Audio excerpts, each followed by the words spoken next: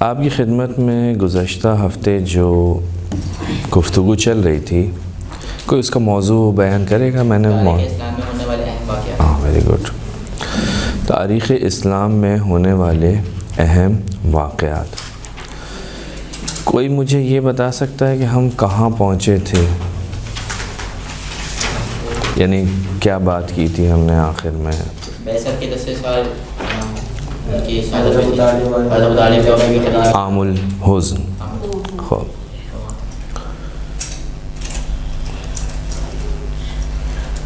ٹھیک، آج بھی ہم چلیں گے، لیکن آج تھوڑا سا ہم اس عام الحزن پہ پہنچیں گے، لیکن اس سے پہلے آپ کی خدمت میں کچھ واقعات کی طرف اشارہ کرنا چاہتے ہیں۔ عنوان ہمارا وہی ہے، کیا موضوع کیا ہے ہمارا؟ تاریخ اسلام میں ہونے والے اہم واقعات۔ میں نے ایک جملہ کہا تھا، تاریخ اسلام کب سے شروع ہوئی؟ رسول اللہ سے۔ تو اس سے تھوڑا سا جو پہلے والا جو زمانہ تھا، اس زمانے کا ایک خاص نام دیا تھا ہم نے، زمانہ جاہلیت۔ یعنی جب رسول خدا کی ولادت ہوئی تو جتنے مورخین ہیں، تاریخ لکھنے والے ہیں، وہ اس زمانے کو، جس زمانے میں رسول خدا کی ولادت ہوئی، اس زمانے کو کیا کہتے ہیں؟ زمانہ جاہلیت۔ جاہلیت کا زمانہ یعنی گمراہی کا زمانہ، شرک کا زمانہ، نفاق کا زمانہ، یہ زمانہ تھا، ٹھیک ہے؟ تو اب جب اللہ کا ایک نبی آ رہا ہے، اچھا، جس سال رسول خدا کی ولادت ہوئی اس سال کا ایک خاص نام تھا، عام الفیل، یہ بھی اشارہ کیا تھا۔ تو اس سال کیا ہوا تھا؟ مکہ پہ حملہ۔ کیوں ہوا تھا؟ وجہ؟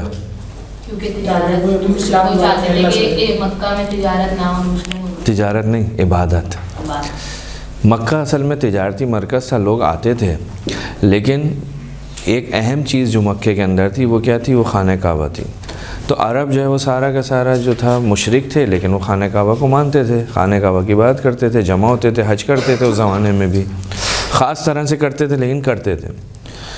تو جو یمن جو سعودی عرب جو اس وقت ہے، اس کے ایک سائٹ میں، اس کے جنوب میں جو ہے وہ واقع ہے، جنوب غربی میں، وہاں سے یہ سلسلہ شروع ہوا اور پھر وہ پہنچا حبشہ میں۔ حبشہ کے اندر ایک شخص تھا جس کا نام تھا ابرہہ۔ ابرہہ نے جب یہ دیکھا کہ بھائی لوگ جو ہیں وہاں پہنچ جاتے ہیں، کسی طرح ان کو اپنی طرف لایا جائے تو کیا کیا جائے، اس نے ابرہہ نے حبشہ کے اندر ابرہہ کہاں سے آیا تھا؟ نجران۔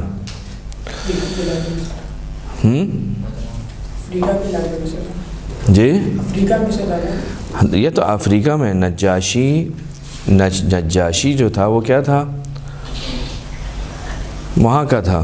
میں نے بتایا تھا، آپ کی خدمت میں عرض کیا تھا کہ یہ تقریباً یہ اس وقت موجودہ افریقہ کے اندر ہے۔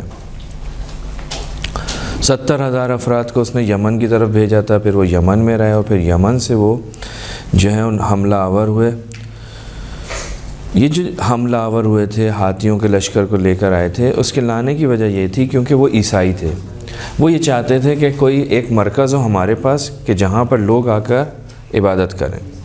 لہٰذا اس نے دیکھا کہ یہ سارے کے سارے جو قریش سے تعلق رکھتے ہیں، یہ سارے کے سارے اچھے خاصے قبیلے ہیں، یہ سب وہاں پر جمع ہوتے ہیں۔ ان کو اپنی طرف لانے کے لیے کیا کروں؟ اس نے ایک بہت ہی خوبصورت سا عالی شان سا ایک معبد بنایا، ایک عبادت کی جگہ بنائی تاکہ لوگ ادھر آئیں، لیکن لوگ ادھر نہیں گئے۔ جب لوگ ادھر نہیں گئے تو اس نے کہا کہ بھائی اب کچھ اور کرنا چاہیے، کیا کریں؟ کہا اس کو، اس خانہ کعبہ کو، یا جس کے گرد یہ لوگ عرب کے رہنے والے جس کے گرد جمع ہوتے ہیں، طواف کرتے ہیں، تو اس نے کیا کیا؟ یہ اس نے کہاں بنایا تھا؟ یمن کے اندر۔ جب یمن کے اندر اس نے یہ بنایا، لیکن جب لوگ نہیں آ رہے تھے تو اس کو پھر ابرہہ کو بہت ہی غصہ آیا۔ اس نے کہا کہ اب کیا کیا جائے گا کہ یہ جو عرب ہے نا، ان کے اوپر حملہ کرو، ان کے خانہ جس گھر کی یہ عبادت کرتے ہیں اس کو ختم کر دو، تو پھر یہ لوگ شاید اس طرف آ جائیں، یمن کی طرف، لیکن تاریخ کہتی ہے کہ اس نے حملہ کیا، اور جس سال حملہ کیا اس کو ہم کہتے ہیں کیا؟ عام الفیل، فیل والا سال، ٹھیک ہے۔ یہ مکے کی طرف آیا، اس نے آتے ہی کیا کام کیا؟ مکے سے باہر کھڑا ہوا تھا، جتنے بھی مکے کے رہنے والوں کی جو مویشی تھے، جانور تھے، اونٹ تھے، ان کو کیا کیا؟ اپنے قبضے میں لے لیا۔ جب اس نے ان کو لیا، پوچھا بھائی کس کے ہیں؟ کہا کہ یہ جو ہے قریش کے سردار ہیں، عبد المطلب ان کے ہیں۔ تو اس نے کہا ٹھیک ہے، ان کو کنٹرول میں کر لو، اور پھر ایک بندے کو انہوں نے مکے کے اندر بھیجا اور کہا کہ جا کر جو ان کا سردار ہے اس سے جا کر کہو کہ ہم آئے ہیں، اور کیوں آئے؟ اس لیے آئیں کہ ہم چاہتے ہیں کہ اس اللہ کے جو تمہارا جو عبادت خانہ ہے اس کو ہم ڈھا دیں، ختم کر دیں۔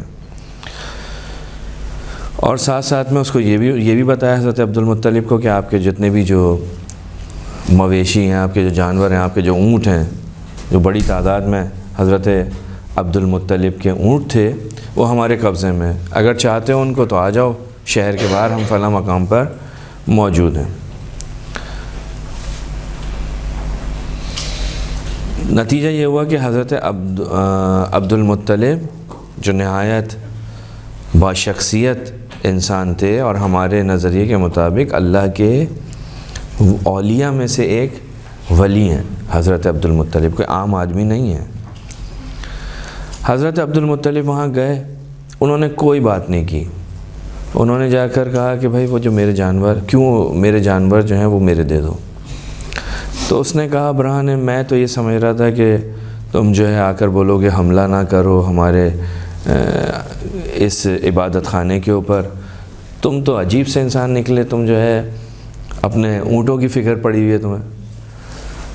تو اس وقت حضرت عبد المطلب نے ایک جملہ کہا، اور وہ بتاتا ہے کہ حضرت عبد المطلب کا عقیدہ کیا تھا۔ توجہ کرو میری طرف، اس جملے سے پتہ چلتا ہے کہ حضرت عبد المطلب کا نظریہ کیا تھا۔ یہ جو لوگ کہتے ہیں نا رسول کے اجداد کے بارے میں نظریات قائم کرتے ہیں، یعنی رسول کے دادا، انہوں نے اس وقت ایک جملہ کہا، انہوں نے کہا انا رب الابل وللبیت رب، میں ان اونٹوں کا پالنے والا ہوں، یہ اونٹ میری ملکیت میں ہے، یہ جو گھر ہے جس کے اوپر تم حملہ کرنے آئے اس کا بھی ایک رب ہے، اس کا ایک رب ہے، وہ جانے اس کا گھر جانے۔ حضرت عبد المطلب جانتے تھے کہ ہم ان کا مقابلہ نہیں کر سکتے، اتنی بڑی فوج کے ساتھ آیا ہے ایک علاقے کے اندر تباہ کرنے کے لیے۔ تو حضرت عبد المطلب نے اس سے یہ بات ہی نہیں کی کہ جی مجھے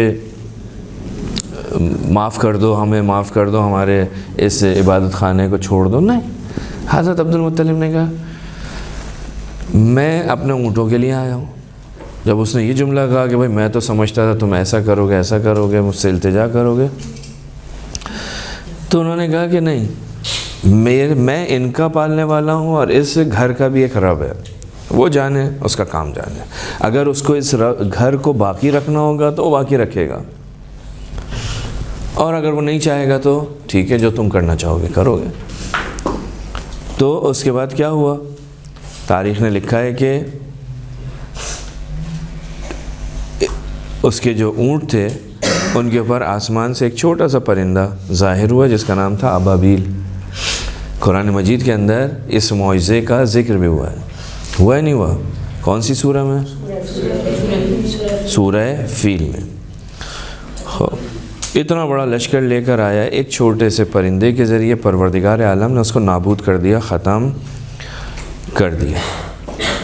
تو یہ جس سال ہوا تھا اس سال کو ہم کہتے ہیں کیا؟ سال عام الفیل، ٹھیک، کہ یہاں پر پروردگار عالم نے ایک معجزہ دکھایا اور ان لوگوں کو نابود کر دیا، ختم کر دیا، وہ شکست کھا کے واپس چلا گیا، اور یوں پروردگار عالم نے اپنے گھر کی خود حفاظت کی، اور حضرت عبد المطلب کا عقیدہ بھی ظاہر ہو گیا۔ یہ وہ سال تھا جس سال رسول خدا کی ولادت ہوئی تھی، اور جب رسول خدا صلی اللہ علیہ وآلہ وسلم کی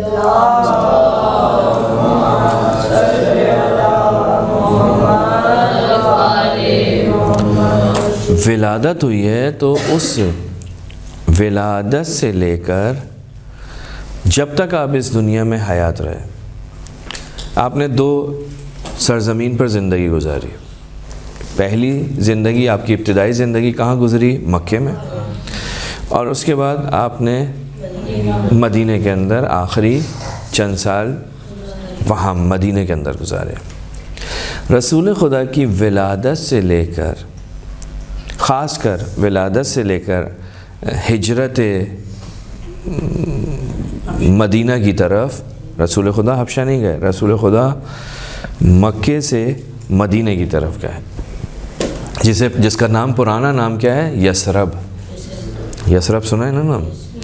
یثرب مدینہ کا پرانا نام ہے. رسول خدا مکے سے مدینہ کی طرف گئے. تو اگر ہم دیکھیں تو رسول خدا جب اس دنیا میں آئے اس وقت سے تاریخ اسلام اگر آپ اٹھا کے دیکھیں تو بہت سارے معجزات جو رسول خدا کی ولادت کے ساتھ رونما ہوئے ہیں. بہت سارے. رسول خدا کی ولادت ہوئی، ساوے کی سرزمین پر ایک دریا تھا وہ خشک ہو گیا.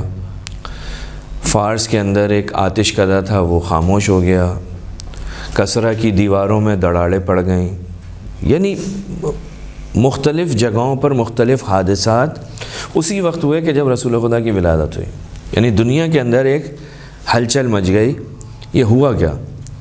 ایران کے اندر بھی اس کے آثار دکھائی دے رہے ہیں اور اس طرف مکے کے اندر بھی، اس طرف روم کے اندر بھی، مختلف جگہوں پہ رسول خدا کی ولادت کے آثار جو ہیں وہ ظاہر ہو رہے ہیں. تو رسول خدا جو اللہ کا نبی ہے وہ جب اس دنیا کے اندر آئے تو اس وقت سے آپ کی زندگی سے، آپ کی وجود سے مختلف قسم کے معجزات دکھائی دیے ہیں. توجہ کر بیٹا میری طرف. مختلف معجزات. اب یہ رسول پیدا ہوئے، پروردگار نے کچھ معجزات ظاہر کیے. رسول خدا گھر میں تھے. آپ سب جانتے ہیں رسول خدا کی والد جو ہے آپ کے دنیا میں آنے سے پہلے ان کی رحلت ہو گئی تھی، حضرت عبداللہ کی. چند سال کے تھے، آپ کی والدہ کا انتقال ہو گیا. آپ کی پرورش کی ذمہ داری کس کے اوپر آئی؟ حضرت عبد المطلب دادا کے اوپر. جب دادا نے دیکھا بچہ ہے چھوٹا سا، یہ حضرت عبد المطلب کے بعد حضرت ابو طالب کی سرپرستی میں آئے تھے. تو جب آپ کی ولادت ہو گئی اس کے بعد بھی آپ کے مختلف معجزات تاریخ نے نقل کیے ہیں. مثلا جناب حلیمہ کے گھر میں گئے، وہ جناب حلیمہ کے جو مختلف قسم کی مشکلات میں مبتلا تھیں، جیسے رسول خدا ان کے حوالے کیے گئے، جیسے ان کے پاس آئے ان کی زندگی تبدیل ہو گئی. ان کی زندگی میں برکتیں آنا شروع ہو گئیں. یعنی یہ رسول کا وجود بابرکت تھا کہ جس کی وجہ سے ان کی زندگی کے اندر برکتیں آ رہی ہیں. حضرت ابو طالب کے گھر میں آئیں تو جناب ابو طالب کی زوجہ حضرت فاطمہ بنت اسد کہتی ہیں کہ یہ بچپن میں ہی دوسرے بچوں سے مختلف تھے. یہ کبھی بھی زمین سے اٹھا کے کھجور نہیں کھاتے تھے. کہا کہ درخت کی کھجوریں ایک دن ہم ان کے لیے الگ سے رکھتے تھے. ایک دن وہ کھجوریں نہیں تھیں تو یہ چھوٹے تھے، کم سن تھے. رسول خدا صحن میں گئے، کھجور کے درخت کی طرف دیکھا، کچھ کہا، گفتگو کی. کھجور کی جو شاخیں تھیں وہ نیچے آئیں، آپ نے کھجور توڑی اور کھا لی. یعنی یہ معجزات آپ کی زندگی کے اندر بچپن سے ہی لوگ دیکھ رہے ہیں. خوب یہ لوگ تو تھے ہی مومن، یہ لوگ تو رسول خدا کے دین کو مانتے تھے. رسول خدا سے پہلے حضرت ابراہیم کے دین کو مانتے تھے.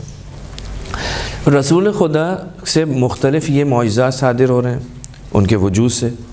لیکن ابھی تو رسول خدا نے کچھ نہیں کہا نا کہ میں نبی ہوں. ابھی تو نہیں کہا، ابھی تو کم سن ہے.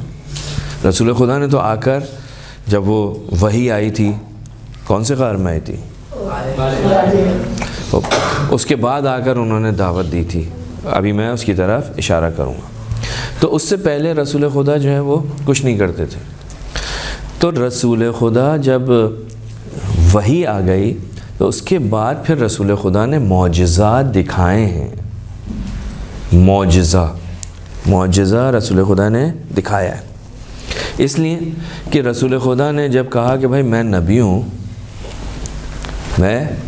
اللہ کی طرف سے آیا ہوں, تو اب ان لوگوں نے کہا بھائی نبی ہو تو تم تو ہم جیسے ہی ہو, تمہارا باپ عبداللہ تھا, تمہاری ماں فلاں, تمہارا دادا فلاں, تم میں اور ہم میں کیا فرق ہے؟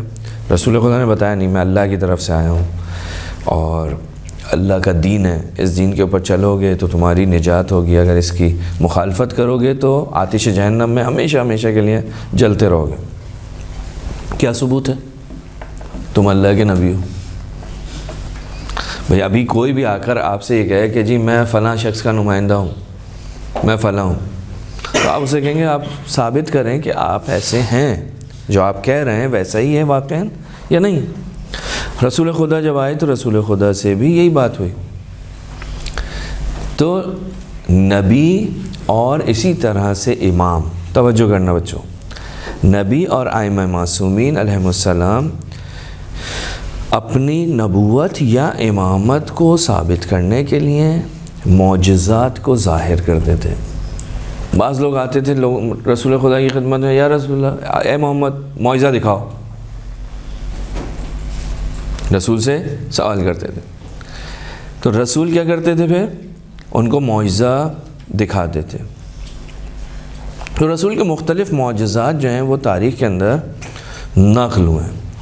ان میں سے ایک معجزہ جس کو قرآن مجید نے بھی ذکر کیا ہے, اس معجزے کا نام ہے شق القمر.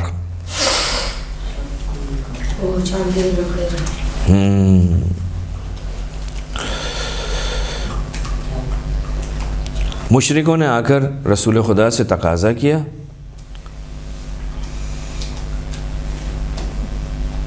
کہ بھائی تم نبی ہو تو ثابت کرو. تو رسول خدا نے اپنا علم اور قدرت جو ہے, جو پروردگار عالم نے ان کو دی تھی, اس کا اظہار کیا. اور چاند کے کیا کیے؟ یہ ایک معجزہ ہے رسول خدا کا, اور یہ کوئی معمولی معجزہ نہیں تھا. قرآن مجید نے اس معجزے کا بھی ذکر کیا ہے. قرآن مجید میں چند معجزوں کا ذکر ہے, ان میں سے ایک معجزہ کیا ہے؟ معجزہ شق القمر, کہ جو مشرکوں کی خواہش کے اوپر اللہ کے نبی نے ظاہر کیا. البتہ اس کے ساتھ اور بھی چیزیں کہ جو اس سلسلے میں ہوئی, لیکن ایک معجزہ یہ تھا. اسی طرح رسول خدا کا ایک معجزہ یہ تھا کہ رسول خدا, نہج البلاغہ میں اس کا ذکر ہے, ایک دن رسول خدا جو ہیں وہ قریش کے ایک شخص کے ساتھ گفتگو کر رہے تھے, اور بات کرتے کرتے میں رسول خدا نے درخت جو وہاں پر ایک موجود تھا اس درخت سے خطاب کیا, اس سے گفتگو کی. درخت جو ہے وہ اپنی جگہ سے ہلنا شروع ہوا, چلنا شروع ہو گیا, اور رسول خدا کے پاس آ کر کھڑا ہو گیا. اب آپ سوچئے کیا ہوگا؟ درخت وہاں سے چل کر رسول خدا کے پاس آ کر کھڑا ہو گیا. پھر رسول خدا نے اس سے کچھ کہا, وہ دوبارہ واپس اپنی اسی پہلے والی جگہ پر پلٹ گیا, واپس اسی جگہ پر جا کے کھڑا ہو گیا. رسول خدا کی گفتگو کس کے ساتھ؟ درخت کے ساتھ. یہ ایک رسول خدا کا معجزہ تھا. اسی طرح سے رسول خدا کا ایک بہت بڑا معجزہ جو ہے وہ کیا ہے؟ وہ ہے معراج. معراج آپ سب کو پتہ ہے کہ رسول خدا گئے تھے. سورہ اسراء کے اندر یہ آیات موجود ہیں کہ سبحان الذی اسری بعبدہ لیلا من المسجد الحرام الی المسجد الاقصی. پروردگار عالم نے حضرت رسول خدا کو مسجد الحرام سے, یعنی مکے سے, مسجد الحرام مکے کے اندر ہے, صحیح ہے. خانہ کعبہ کے جو اطراف میں جو جگہ ہے وہ مسجد الحرام ہے. یہاں سے پروردگار عالم مسجد اقصی اور پھر مسجد اقصی سے پروردگار عالم نے کہاں عرش پر رسول خدا کو بلایا. اس کو ہم کیا کہتے ہیں؟ اسراء. سیر کرائی. پاک و منزہ ہے وہ ذات جس نے اپنے بندے کو کیا کی؟ سیر کرائی. مسجد الحرام سے لے کر مسجد اقصی اور پھر مسجد اقصی سے آسمان پر لے کے گیا اور پھر واپس آ گیا. اور ابھی بستر کی گرمی بھی موجود تھی، دروازے کی کنڈی بھی کہتے ہیں ہل رہی تھی. رسول خدا یہ ساری کی ساری سیر کر کے، وہ ساری طویل گفتگو کر کے، شب معراج جو واقعات آپ سنتے بھی ہیں، وہ سب کام کر کے رسول خدا واپس کہاں آ گئے؟ اپنی جگہ پر، اپنے بستر پہ. اب یہ کیا ہے؟ یہ رسول خدا کا ایک معجزہ ہے. تو رسول خدا نے بہت سارے معجزات دکھائے. یہ معجزات کیوں دکھاتے تھے؟ یہ معجزات دکھانے کی وجہ کیا ہے؟ وجہ یہ ہے کہ تاکہ لوگ اللہ کے دین کی طرف آئیں. بھئی معجزہ کیوں دکھا رہے ہیں؟ معجزہ اس لیے دکھا رہے ہیں کہ میں اس نبوت کے دعوے میں سچا ہوں، نمبر 1. یعنی میں اللہ کا نمائندہ ہوں. میں جو بات کر رہا ہوں وہ ایسے ہی نہیں کر رہا، ٹھیک ہے؟ میں جو یہ جو تم سے گفتگو کر رہا ہوں یہ ایسے ہی نہیں کر رہا کہ بس آ کر شروع ہو گیا، نہیں، بلکہ میں اللہ کی طرف سے آیا ہوں اور یہ دین لے کر آیا ہوں اور یہ دین حق ہے. اگر تم نہیں مانو گے تو پھر مسئلہ ہو جائے گا خراب تمہارے لیے. تمہیں ماننا چاہیے، تمہیں ماننا چاہیے. تو رسول خدا نے یہ معجزات مکے کے اندر بھی دکھائے اور رسول خدا کے اور معجزات بھی ہیں جو بعد میں بھی آئیں.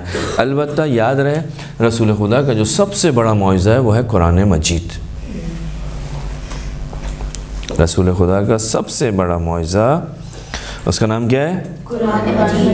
قرآن مجید. یعنی وہ معجزہ کہ جس کے بعد خانہ کعبہ کی دیوار کے اوپر صرف اور صرف قرآن مجید کی آیتیں دکھائی دیتی تھیں. اس زمانے کے جو شعراء تھے، شاعر تھے، وہ اپنے شعر لکھتے تھے الٹے سیدھے وہاں پہ. جب تک اس کے شعر سے کوئی بہتر شعر نہیں آتا تھا وہ وہیں پہ لٹکا رہتا تھا. جب قرآن مجید کی آیات نازل ہوئی، رسول خدا نے وہاں جا کر آویزہ کی، اس کے بعد سارے کے سارے اتر گئے. اس کے بعد پھر کوئی نہیں آیا. تو اب مسئلہ یہ ہے کہ رسول خدا مکے کے اندر بس صاحب معجزہ ہیں. مختلف معجزے آپ نے دکھائے. 3 معجزوں کی طرف میں نے اشارہ کیا، ڈیٹیل بیان نہیں کی. ایک شق القمر، دوسرا درخت سے گفتگو کرنا، اور تیسرا اسراء، سیر. اسراء جو آپ نے سیر کی یعنی معراج. ٹھیک، یہ معجزات رسول خدا، بعض معجزات ایسے ہیں جو لوگوں کو دکھا رہے ہیں. یعنی یہ 2 معجزے جو پہلے تھے وہ لوگوں سے تعلق رکھتے تھے، لیکن یہ معراج جو ہے یہ لوگوں سے اس کا کوئی تعلق نہیں تھا، ان مشرکوں سے. خلاصہ یہ کہ ہماری بات یہاں تک پہنچی تھی کہ لوگوں نے آ کر رسول خدا کو تنگ کرنا شروع کیا. جب رسول خدا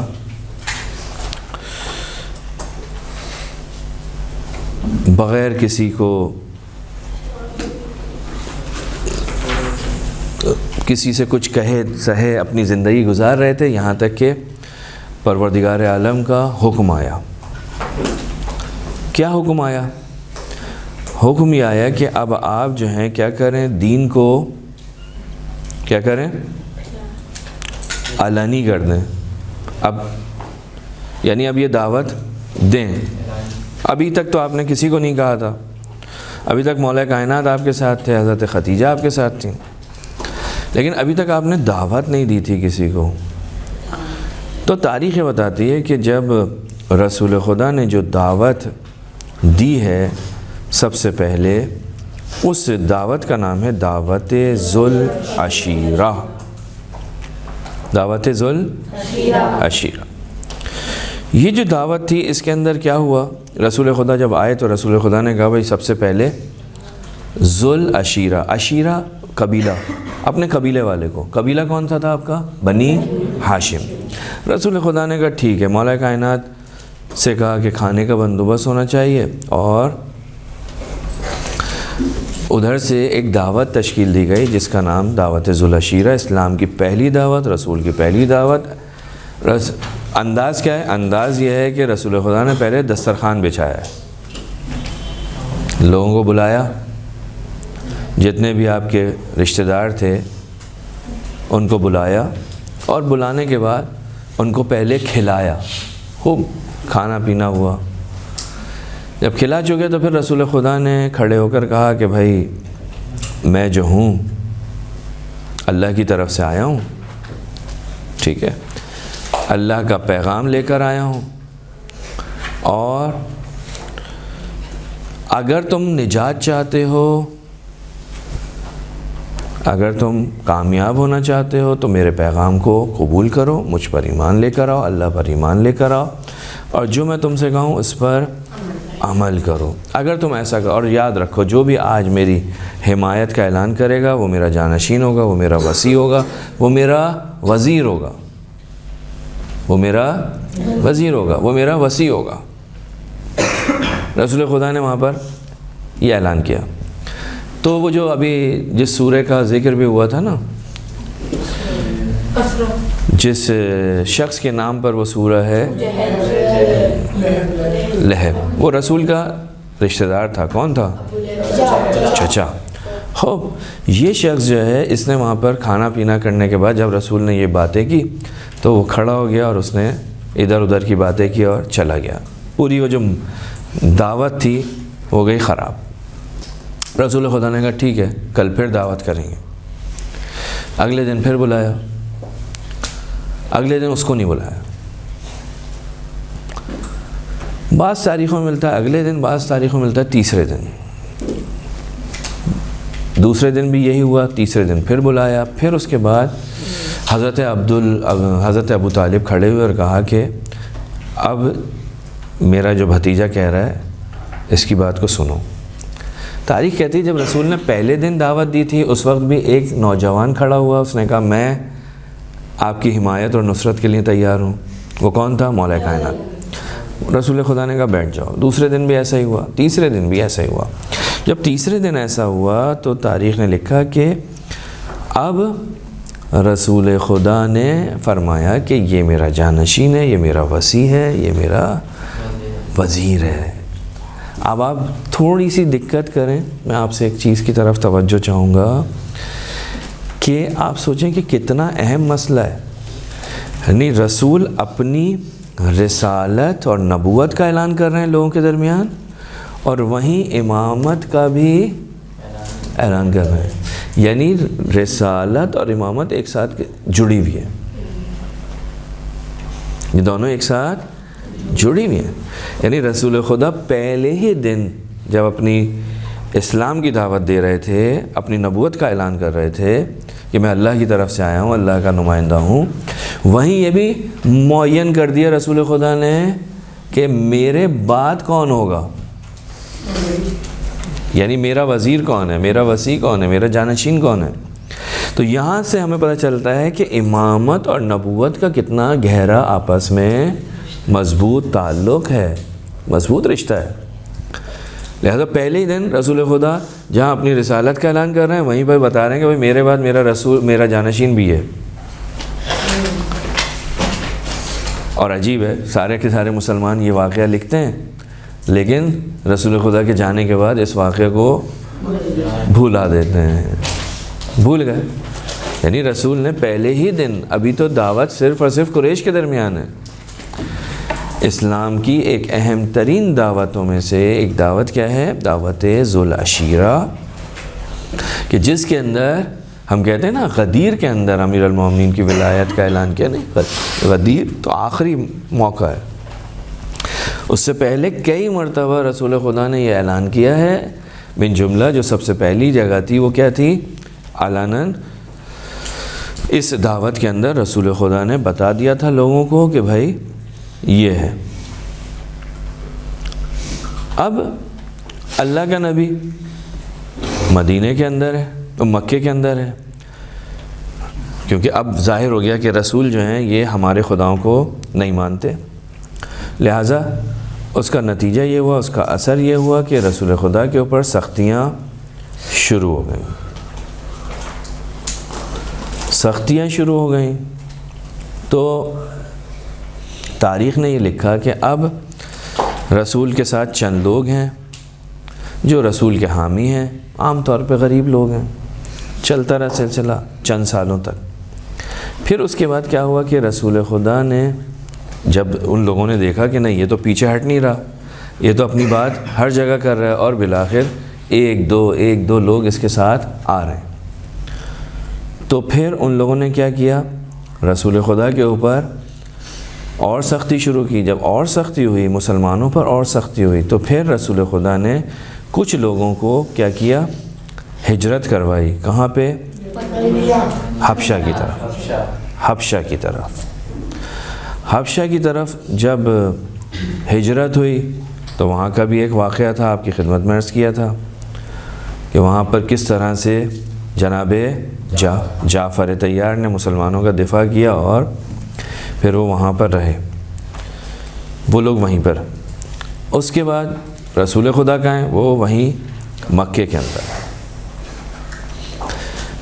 رسول خدا کا کام وہیں مکے میں چل رہا ہے۔ اور جیسے جیسے ٹائم بڑھ رہا ہے، ہم نے کیا کہا تھا آپ کی خدمت میں کہ کافر مشرک مکے میں آتے تھے، اطراف سے آتے تھے۔ کب آتے تھے؟ حج کے زمانے میں۔ حج کے زمانے میں تجارت بھی ہوتی تھی، اور ساتھ ساتھ وہاں پر لوگ جو ہیں وہ عبادت بھی انجام دیتے تھے۔ تو جب وہ لوگ آتے تھے اور عبادت انجام دیتے تھے، تو وہاں پر رسول خدا نے کیا کیا، تبلیغ کرنا شروع کی۔ تو یہ جو مکے کے جو کافر سردار تھے، انہوں نے کیا کیا، لوگوں سے کہا اپنے کانوں کے اندر روئیاں ڈال لو، یہ جادوگر ہے۔ میں نے بتایا تھا آخری کہ ان لوگوں نے 3 کام کیے تھے۔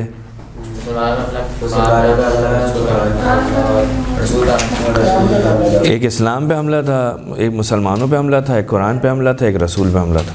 اور رسول کے اوپر جو انہوں نے حملہ کیا تھا وہ یہی کیا تھا، یہ جادوگر ہے، ساحر ہے۔ قرآن مجید نے بھی اس کا ذکر کیا ہے۔ تو وہ کہتے تھے اپنے کیا کرو، کان بند کر لو جب وہاں پہ طواف کرنے جاؤ، یہ کچھ ایسی چیزیں پڑھتا ہے کہ جس سے سننے والا کیا ہوتا ہے، وہ اس کی باتوں میں آ جاتا ہے، اس کے اوپر وہ آسیب ہو جاتا ہے، وہ جادو میں آ جاتا ہے۔ تو لوگ حتیٰ خانہ کعبہ کے پاس جب آتے تھے تو اپنے کانوں کے اندر انگلیاں ڈال لیتے تھے، اپنی کانوں کو جو ہے وہ روئی۔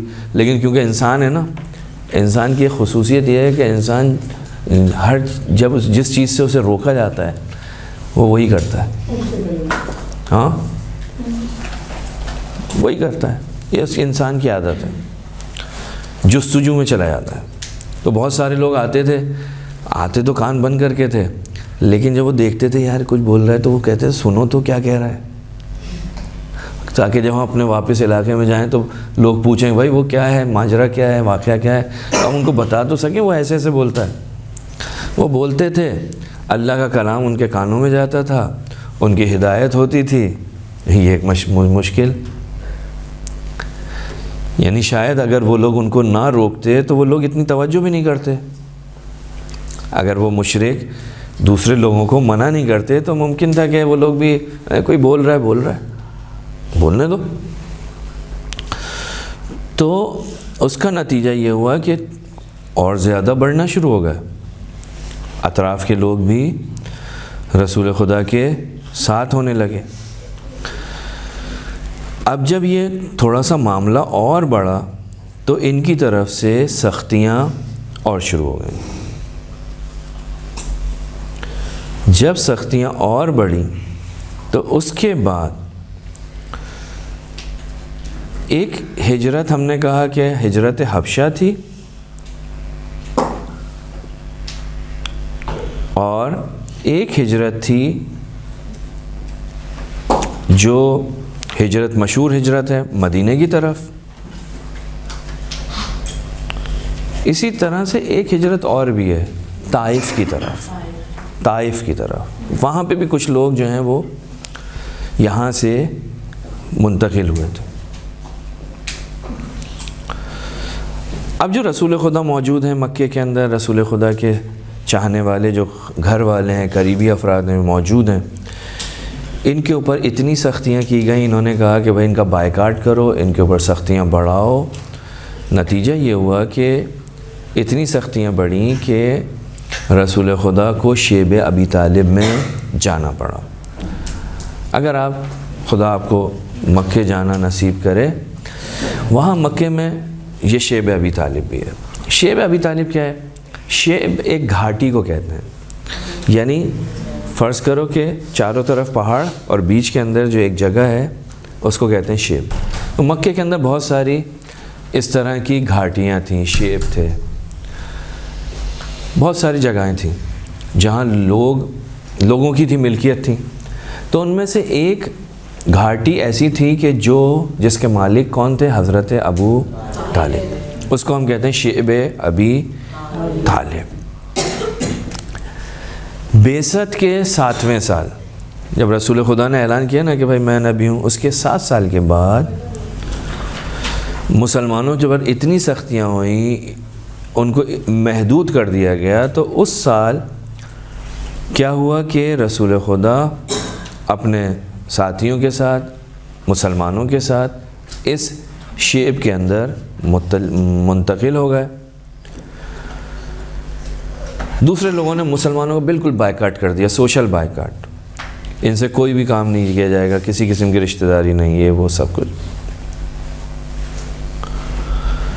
یعنی سمجھ لیجئے کہ بنی ہاشم جو ہیں وہ بہت ہی محدود وسائل کے اندر اپنی زندگی گزار رہے ہیں۔ حضرت ابو طالب ان کے بڑے ہیں اور ان کے ساتھ ان کے کچھ رشتہ دار ہیں جو اس میں موجود ہیں۔ 3 سال تک، 3 سال 7 ہجری میں بعثت کے 7ویں سال اس میں گئے، 3 سال تک 7 8 9 10 تک یہ وہاں پر رہے رسول خدا۔ شیب ابی طالب میں 3 سال رسول خدا سختی کی زندگی گزار رہے ہیں۔ کیسے زندگی گزر رہی ہے؟ یعنی آخر میں یہ ہو گیا کہ اب کھانے پینے کو بھی کچھ نہیں ہے، مشکلات بڑھ گئی ہیں۔ حضرت ابو طالب پیسے والے تھے، حضرت خدیجۃ الکبریٰ سلام اللہ علیہا پیسے والی تھیں، اور سارا کا سارا پیسہ ان مسلمانوں کے اوپر خرچ ہو رہا ہے۔ کب تک خرچ ہوتا؟ بالآخر ایک وقت آیا کہ وہ سب سختیاں اور بڑھ گئیں، مشکلات اور بڑھ گئیں۔ 3 سال کے بعد پروردگار عالم نے اپنے رسول کو ایک خوشخبری دی کہ اب تم،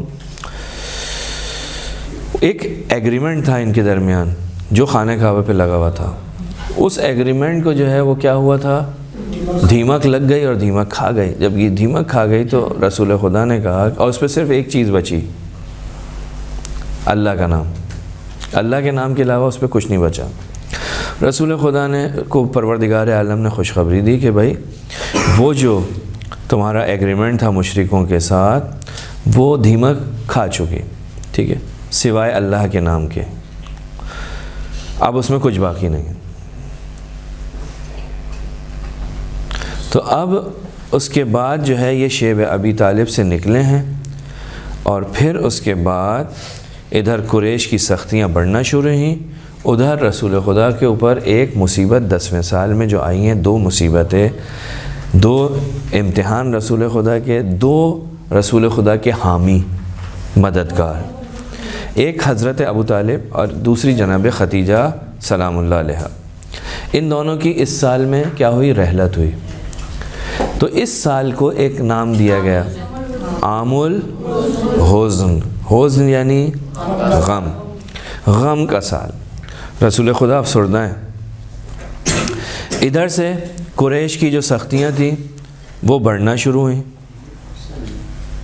ٹھیک ہے، اور ان سختیوں کے اندر حتیٰ رسول کے چچا بھی شریک ہیں، ان کی بیوی بھی شریک ہیں۔ سورہ تبت یدا ابی لہب میں ان کی بیوی کا بھی ذکر ہے۔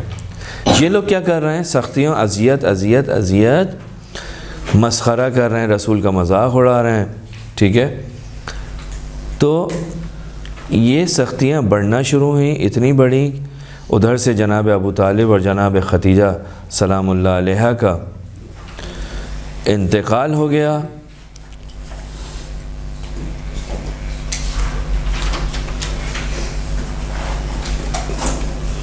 10ویں سال بعثت کے، ٹھیک ہے، حضرت ابو طالب اور جناب ختیجہ کا انتقال ہو گیا. جب یہ ہوا تو اس کے بعد کیا ہوا، یہ یہاں پر ایک بات ہو گئی، عام الحزن ہو گیا. اس کے بعد کچھ مسلمانوں نے سفر کیا ہے مدینے سے پہلے طائف کی طرف. کہاں؟ طائف. جب جناب ابو طالب اس دنیا سے چلے گئے، حضرت ختیجہ چلی گئیں، اور پیغمبر اسلام جو ہیں وہ انہوں نے ارادہ کیا کہ اب ان قریش سے کیا کیا جائے، تھوڑی سی دوری اختیار کی جائے. تو اب وہ کیا کیا، انہوں نے اپنا جو پیغام تھا، پیغام الہی تھا، وہ شہر طائف کی طرف گئے رسول خدا لے کر. خود رسول خدا طائف کی طرف گئے. یہ جو طائف ہے تقریباً مکے سے 100 کلومیٹر کے فاصلے پہ ہے، قریب ہے. رسول خدا وہاں پہنچے. وہاں پر آپ نے زیادہ دن نہیں رہے، 10 دن، بعض لوگوں نے لکھا ہے 1 مہینہ. 10 دن یا 1 مہینہ رسول خدا کہاں پر رہے؟ طائف کے اندر. وہاں پر جب رسول خدا نے اسلام کی دعوت پیش کی، لوگوں کو ان سے بات چیت کرنا شروع کی، تو انہوں نے قبول نہیں کیا. کیوں قبول نہیں کیا؟ اس لیے کہ جو طائف کے لوگ تھے ان کا ایگریمنٹ تھا مکے کے لوگوں کے ساتھ. ان کے کاروباری معاملات جو ہیں وہ کس کے ساتھ تھے؟ مکے کے لوگوں کے ساتھ. یعنی سمجھ لیں کہ وہ ان کے پریشر میں تھے، مکے کے لوگوں کے، قریش کے دباؤ میں تھے. لہٰذا انہوں نے کیا کیا، رسول خدا کو موقع نہیں دیا طائف کے اندر. اور تاریخ کہتی ہے کہ بچوں کو رسول خدا کے پیچھے لگا دیا. وہ بچے جو ہیں وہ رسول خدا کو اذیت کرتے تھے، تکلیف پہنچاتے تھے، یہاں تک کہ رسول خدا نے اس طائف سے واپسی آئے. کہاں پر؟ دوبارہ مکے. اور پھر رسول خدا نے جو تبلیغ کی ہے وہ کس کو کی ہے؟ وہ جو باہر سے عبادت کرنے کے لیے آتے تھے مکے میں، وہ لوگ جو تجارت کرنے کے لیے، کاروبار کے سلسلے میں مکے میں آتے تھے، ان لوگوں سے رسول خدا نے گفتگو کرنا شروع کی. یہ وہ جگہ تھی جہاں سے پھر اسلام دوبارہ سے پھیلنا شروع ہوا. کیونکہ اب یہ جو لوگ آ رہے ہیں یہ مختلف جگہوں سے آ رہے ہیں. مدینے سے بھی، یعنی یثرب سے بھی لوگ آ رہے ہیں، یمن سے بھی آ رہے ہیں، حبشہ سے بھی آ رہے ہیں، جو مختلف جگہوں پہ جہاں پر یہ لوگ تھے جو کاروبار کے لیے آتے تھے. اب یہ دیکھ رہے ہیں کہ یہاں پر مکے میں جب آتے تھے رسول خدا ان کو تبلیغ کرتے تھے کہ بھائی میں اللہ کا نبی ہوں، یہ. تو آہستہ آہستہ یہ ہوا کہ کچھ لوگ یثرب سے، جو مدینہ نیا نام مدینہ، یثرب پرانا نام، یثرب کے لوگ جب یہاں آئے، رسول خدا سے ان کی بات چیت ہوئی، انہوں نے سنا، ان کے اوپر حقیقت واضح ہوئی. اچھا، یثرب کے لوگوں نے کیوں قبول کر لیا جلدی؟ یہ بھی ایک نقطہ ہے. یا مکے والے تو قبول نہیں کر رہے، یثرب والے قبول بھی کر رہے ہیں اور پھر دعوت بھی دے رہے ہیں اور پھر ہجرت بھی ہو رہی ہے اتنی بڑی. ہاں کیوں؟ اس کی وجہ یہ ہے کہ یثرب مدینے کے اطراف میں عیسائی اور یہودی بھی ہیں. آپ نے سنا ہے نا بھائی، رسول خدا کے مباہلہ کہاں ہوا؟ مدینے میں. عیسائی تھے وہاں پہ. مدینے میں اطراف میں یہودی رہتے تھے. آپ پڑھتے ہیں نا کہ جی وہ مولا علی جو ہیں وہ یہودی کے باغ میں جاتے تھے. تو یہودی کہاں ہے؟ مدینے میں. ٹھیک ہے، تو وہاں پر مدینے میں یہودی بھی رہتے ہیں اور عیسائی بھی رہتے ہیں. اور یہودی اور عیسائی مشرک نہیں ہیں، یعنی ان کی طرح سے بت پرست نہیں ہیں، وہ اللہ کو مانتے ہیں. ان کے دینوں میں تبدیلیاں ہو چکی ہیں لیکن وہ اللہ کو مانتے ہیں. تو یہ اللہ کا عقیدہ، نبی کا نظریہ انہوں نے سنا ہوا ہے. جو مدینے سے مشرک آ رہا ہے اس کے لیے نئی چیز نہیں ہے، لیکن جو مکے میں ہے مکے میں صرف اور صرف یہی لوگ تھے، لہٰذا یہ ان کے لیے قبول کرنا مشکل تھا. لیکن جو مدینے سے وہ کیونکہ ایسے ماحول میں رہ رہا ہے کہ جس ماحول کے اندر کون لوگ ہیں؟ یہودی بھی پائے جاتے ہیں اور عیسائی بھی پائے جاتے ہیں. لہٰذا وہ لوگ جب آئے تو ان کو جب رسول خدا نے دعوت دی تو ان کے اوپر اثر ہوا. 13 سال، کتنے سال رسول خدا مکے میں؟ 13 سال. مکے میں جو دعوت دیا آپ نے 13 سال دیے نا، ٹھیک ہے. 13 سال مکے میں دعوت دی.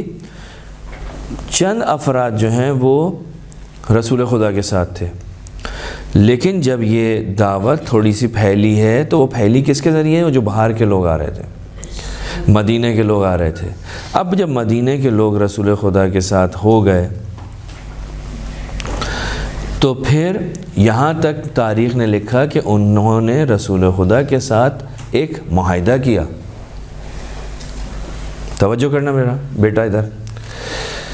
رسول خدا سے ایک ایگریمنٹ کیا جو تاریخ کے اندر مشہور ہے. تاریخ کے اندر 2 پیمان ہے. پیمان یعنی معاہدہ، ایگریمنٹ. یثرب سے جو لوگ آتے تھے، مدینے سے جو لوگ آتے تھے، انہوں نے رسول خدا کی بات سنی، اسلام کو قبول کیا. پہلے جو ہیں 2 آدمی جو رسول خدا پر 10ویں سال میں 2 آدمی آئے جو رسول خدا پر ایمان لے کر آئے. پھر 11ویں سال میں 6 آدمی مدینے سے آئے جو رسول خدا کے اوپر ایمان لے کر آئے. تو یہ کیا ہو رہا تھا؟ آہستہ آہستہ مدینے کی طرف اسلام جو ہے وہ جا رہا تھا. اچھا، مدینے کے اندر 2 قبیلے تھے. ایک قبیلے کا نام تھا اوس، ایک کا نام تھا خزرج، جو وہاں کے رہنے والے ہیں.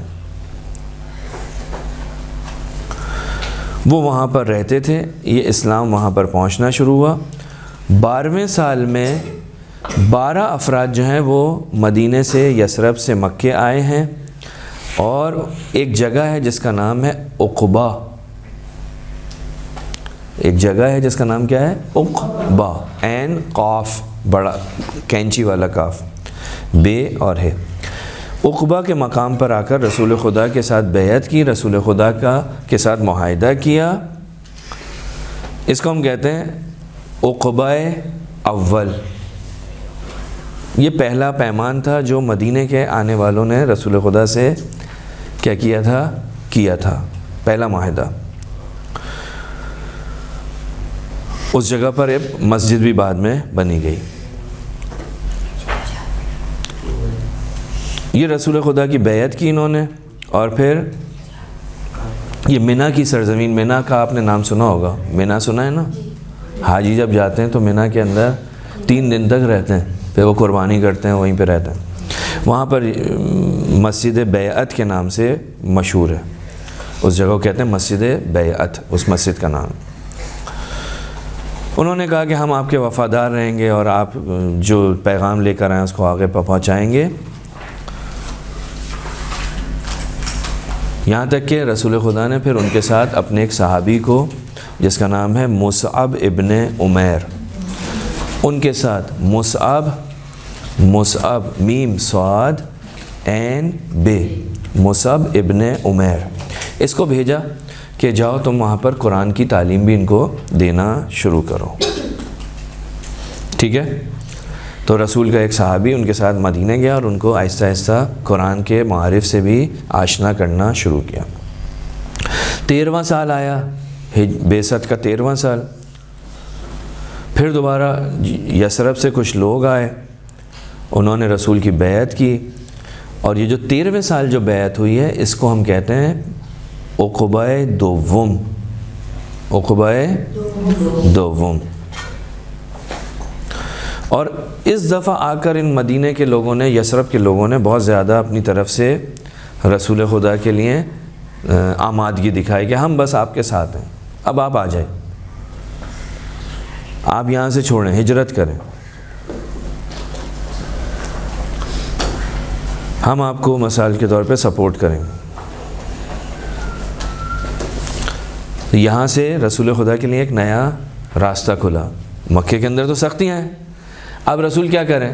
اب رسول کا کام، رسول کو یہاں سے دعوت دی جا رہی ہے اور رسول یہاں پہ تبلیغ کر رہے تھے، مدینے کی طرف، یثرب کی طرف ایک راستہ کھل گیا، لوگ آپ کو سپورٹ کرنے کے لیے تیار ہیں۔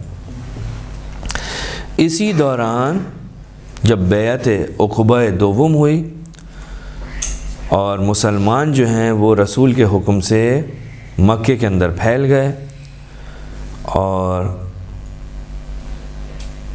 مکے سے مدینے کی طرف انہوں نے جانا شروع کیا۔ جب یہ مدینے کی طرف مسلمانوں نے، رسول نے کہا کہ تم لوگ اس طرف جاؤ، اب جب یہ مدینے کی طرف، یثرب کی طرف جانا شروع ہوئے تو قریش پریشان ہو گیا، یہ کیا ہو رہا ہے؟ قریش کے سردار پریشان، اب کیا ہوگا؟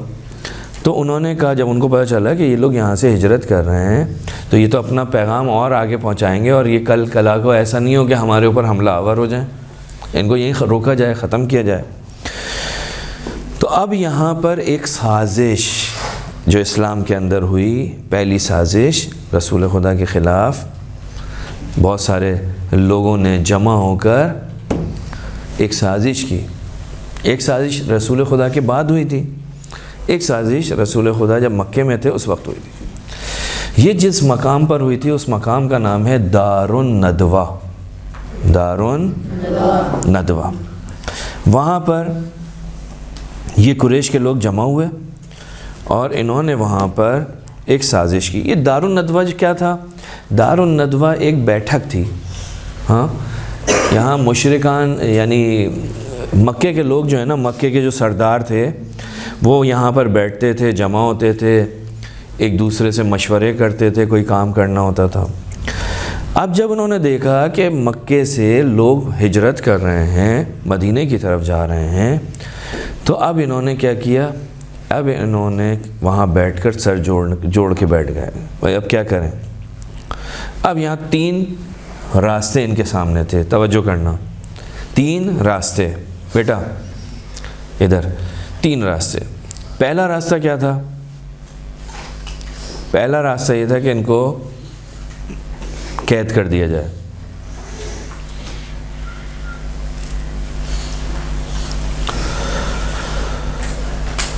دوسرا راستہ کیا تھا؟ رسول خدا کو قید کر دیا جائے، دوسرا راستہ یہ تھا کہ ان کو شہر بدر کر دیا جائے، رسول خدا کو، اور تیسرا راستہ یہ تھا کہ ان کو قتل کر دیا جائے، رسول خدا کو، یا قیدی کر دیں یا تبعید کر دیں یا قتل کر دیں۔ تو پہلے جو 2 راستے تھے اس کے ذریعے انہوں نے دیکھا کہ اس سے کوئی حل تو نکلے گا نہیں، یہ جہاں جائیں گے اپنا پیغام پہنچائیں گے، تو انہوں نے کیا کیا کہ تیسرے راستے کا انتخاب کیا۔ لیکن تیسرا راستہ انتخاب یعنی رسول خدا کو قتل کر دیں، کہا قتل کرنے میں مشکل کیا ہے؟ کہا مشکل یہ ہے کہ بنی ہاشم جو ہے وہ دفاع کریں گے، یعنی ابھی مسئلہ یہ ہے کہ قبیلے کا مسئلہ ہے نا، خاندان کا مسئلہ ہے۔ اگر رسول خدا کو ہم کچھ کہتے ہیں تو ان کا پورا قبیلہ کھڑا ہو جائے گا اور ایک نئی مشکل کھڑی ہو جائے گی، اور بنی ہاشم کے بہادر افراد جو ہیں وہ موجود ہیں، لہٰذا انہوں نے کہا پھر کیا کریں؟ تو انہوں نے یہ کیا کہ قریش کے اندر جتنے بھی قبیلے تھے ان سب سے چند افراد کو جمع کیا اور کہا کہ ان سب کو میں سے ایک ایک فرد لو کہ جو رسول کو، محمد کو قتل کرے۔ ایسے میں کیا ہوگا کہ بنی ہاشم کے لیے مقابلہ کرنا مشکل ہو جائے گا، اور قاتل ہر قبیلے کا فرد ہے، تو ہر قبیلے سے وہ کیسے جنگ کریں گے، کیسے لڑائی کریں گے، یہ ان کے لیے مشکل ہو جائے گا۔ ٹھیک ہے، بس یہ ایک سازش ہو رہی ہے، انہوں نے ایک سازش تیار کی، رسول خدا کو قتل کرنا چاہتے ہیں۔ ایسے میں جب انہوں نے یہ سازش کی، ادھر سے پروردگار عالم نے رسول خدا کو حکم دیا اب یہاں سے آپ ہجرت کریں۔ کچھ مسلمان رسول خدا سے پہلے ہجرت کر چکے ہیں، اب رسول خدا یہاں سے کون سے سال، ہجرت کا کون سا سال تھا یہ؟ 13واں سال تھا، ٹھیک ہے۔ 13ویں سال میں رسول خدا کو حکم دے رہے ہیں کہ پروردگار کی طرف سے حکم آ رہا ہے کہ اب آپ بھی یہاں سے کیا کریں، ہجرت کریں۔ تو اب ایک نیا تاریخی موضوع، ہجرت رسول خدا۔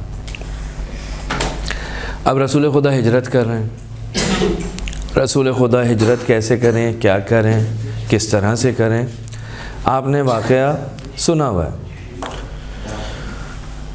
ہجرت جو ہے، دیکھیں ہجرت تاریخ کے اندر بہت ساری ہجرتیں ہوئی ہیں۔ ہجرت انسان اپنے دین کے لیے کرتا ہے، اپنی جان کے لیے کرتا ہے، ٹھیک ہے، یہ ہجرت بہت اہم ہے۔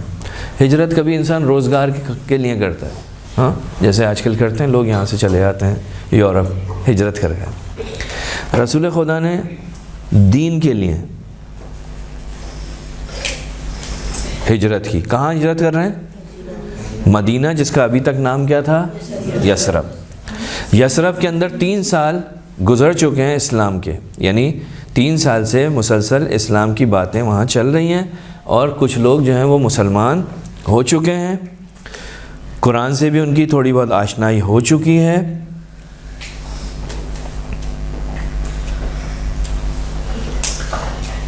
ٹھیک ہے، اب ایسے میں پروردگار عالم کا حکم آتا ہے رسول خدا سے کہ آپ جو ہیں آپ کے لیے، آپ کے بھائیوں کے لیے جو ہے وہ امنیت کی جو جگہ ہے وہ کون سی ہے؟ وہ ہے مدینہ، آپ اس طرف ہجرت کر دیں۔ اب یہاں سے ہجرت جو تاریخ کے اندر ایک اہم موضوع ہے، ہجرت رسول خدا مدینہ کی طرف، یثرب کی طرف۔ رسول خدا نے ہجرت کی، اور ہجرت کا واقعہ بہت ہی مشہور ہے، آپ نے سنا ہوا بھی ہے، شب ہجرت کے نام سے آپ جانتے ہیں، ٹھیک ہے۔ بس ہجرت کی وجہ کیا تھی؟ وہ دارالندوہ میں بیٹھ کر ان کی سازش کرنا کہ ہم قتل کر دیتے ہیں۔ جب انہوں نے جس رات قتل کرنا تھا، پروردگار عالم نے رسول کو مطلع کیا۔ رسول خدا نے اپنے بھائی امیر المومنین حضرت علی ابن ابی طالب علیہ السلام کو بلایا اور کہا کہ میرے بستر پہ سو، اور میں یہاں سے جا رہا ہوں، اور پھر تم گھر کی خواتین کو لے کر، عورتوں کو لے کر مدینہ کی طرف آ جانا، کیونکہ وہ رسول خدا کو قتل کرنا چاہتے تھے، کسی اور کو نہیں۔ اس لیے اچھا، رسول خدا خاموشی سے ہجرت کر رہے ہیں، کسی کو نہیں معلوم۔ بعض افراد جو تاریخ میں ملتا ہے کہ وہ رسول کے ساتھ تھے، تو وہ راستے میں رسول کے ساتھ ہوئے ہیں، ابتدا سے رسول خدا کے ساتھ نہیں تھے۔ خلاصہ یہ کہ قریش نے ادھر سے قتل کا ارادہ کیا، ادھر رسول خدا کو پروردگار عالم نے اطلاع دی۔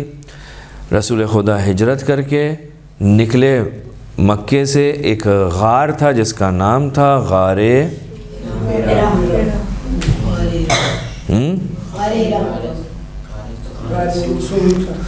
جس کے اوپر مکڑی جالا بنا رہی ہے، مکڑی جالا بنا تو کبوتری خو کون سا غار تھا وہ؟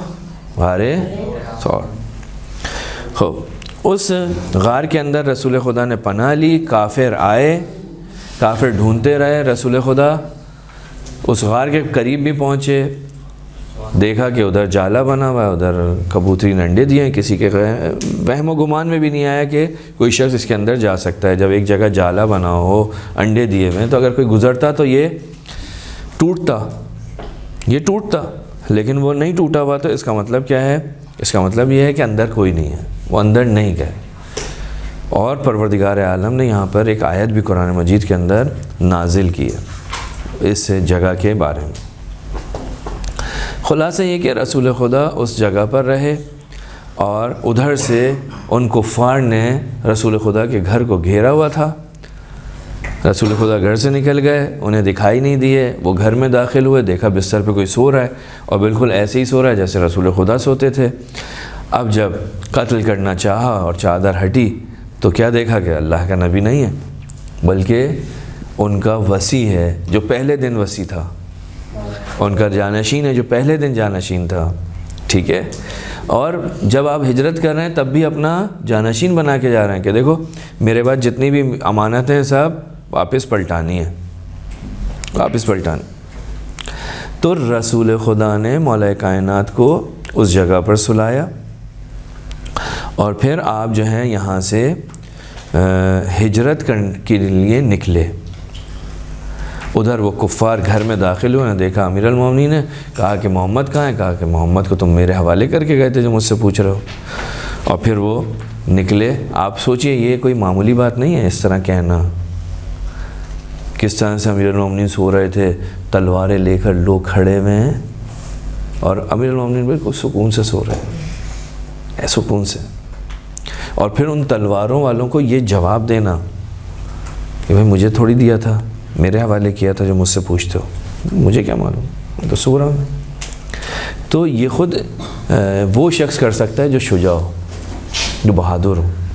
ہر انسان یہ کام نہیں کر سکتا. جس کو معلوم ہو کہ اس بستر پہ لیٹنے کا نتیجہ موت ہے، کون لیٹے گا؟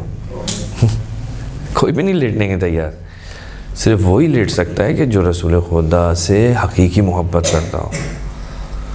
تو امیر المومنین جو ہیں اس جگہ پر لیٹے، اور رسول خدا نے کیا کی؟ ہجرت کی. تو یہ تاریخ اسلام کا ایک اور اہم موضوع ہے. کیا؟ ہجرت رسول خدا. اچھا جناب، یہ جو رسول خدا کی ہجرت ہے، بعد میں ہم دیکھتے ہیں کچھ سالوں کے بعد، توجہ کرنا بیٹا اس طرف، بعد میں ہم دیکھتے ہیں کہ چند سال کے بعد یہی ہجرت جو ہے تاریخ اسلام کی ابتدا شمار ہوتی ہے. یعنی پھر جو ڈیٹ، جیسے ہم ڈیٹ کہتے ہیں نا، ابھی مثال کے طور پہ انگلش مہینہ کون سا چل رہا ہے؟ سال 2026. تو یہ کہاں سے شروع ہوتا ہے؟ یہ حضرت عیسیٰ کی ولادت سے، میلادی ہے. اس کو ہم کیا کہتے ہیں؟ اس کو ہم کہتے ہیں میلادی تاریخ، عیسوی تاریخ. عیسوی، حضرت عیسیٰ سے اس کا تعلق. رسول خدا کی ہجرت کے بعد چند سالوں کے بعد جو مسلمانوں کو ایک نیا کیلنڈر ملا ہے، جو اس وقت ہم چل رہے ہیں 1400 فلاں 14، صحیح ہے؟ یہ کہاں سے ہے؟ یہ رسول کی ہجرت سے. یعنی اس کی ابتدا کہاں سے ہوتی ہے؟ ہجرت. اسی لیے اس تاریخ کو کیا بولتے ہیں؟ ہجری کیلنڈر. ہاں، ہجری کیلنڈر. یہ ہجری کیلنڈر جو ہے یہ کہاں سے شروع ہوتا ہے؟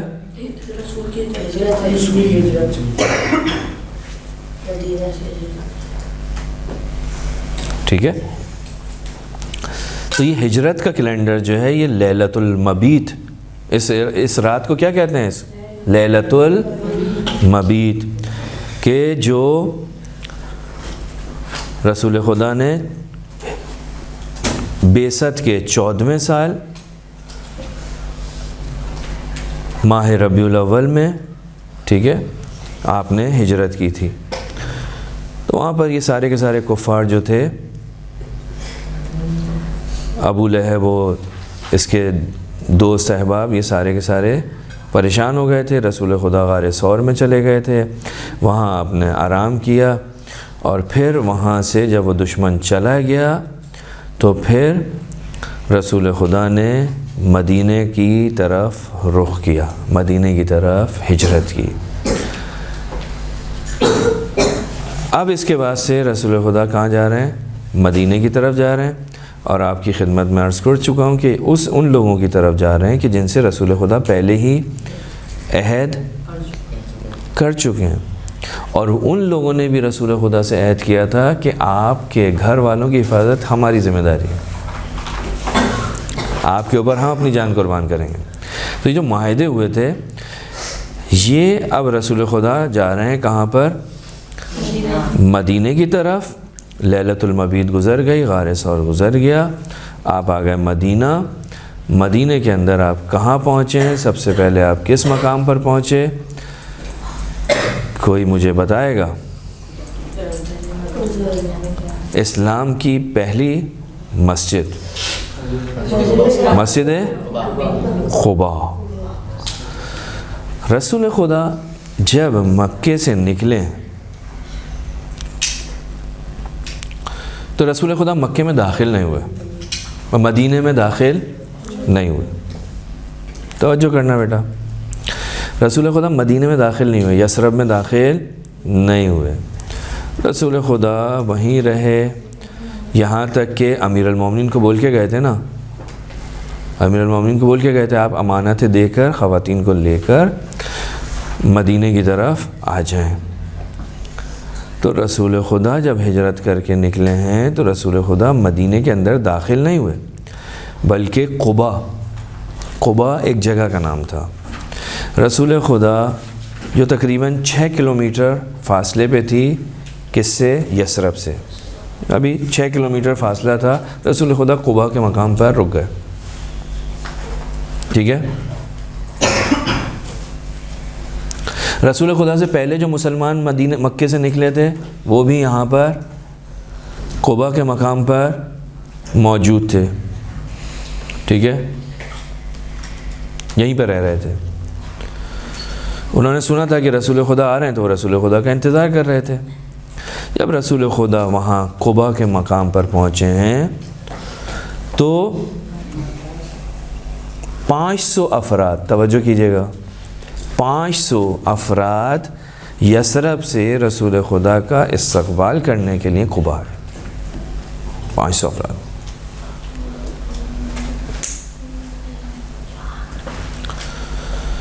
اور اس وقت ان کے نعرے کیا تھے؟ اللہ اکبر، یعنی یہ نعرہ اللہ اکبر اس وقت وہاں پر لگایا جا رہا تھا۔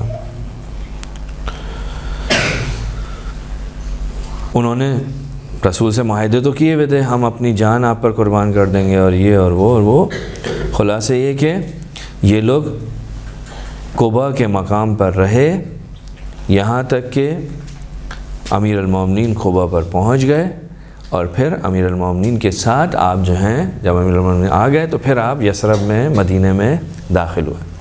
تو اسلام کی جو پہلی مسجد تھی ہجرت کے بعد جو جس جگہ پر بنائی گئی وہ مسجد قبا ہے، جو ابھی ہے، بہت بڑی مسجد ہے، لوگ جاتے ہیں وہاں پر نماز پڑھتے ہیں۔ کیوں؟ کیونکہ رسول خدا نے وہاں پر نماز پڑھی تھی، تو آج لوگ جا کر اس مسجد قبا کے اندر نماز پڑھتے ہیں، عبادت کرتے ہیں، ٹھیک ہے۔ اس کے بعد رسول خدا کی جو زندگی ہے وہ ہے مدینے کی زندگی، کہ اب ہم مدینے میں جا کر کیا کر رہے ہیں، کیسے زندگی گزار رہے ہیں، وہاں کون کون سے اہم واقعات ہوئے، انشاءاللہ ان کی طرف اگر زندگی رہی تو اگلے ویک میں آپ کی خدمت میں عرض کروں گا۔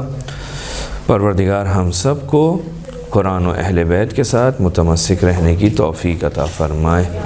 صلوات پڑھیں محمد و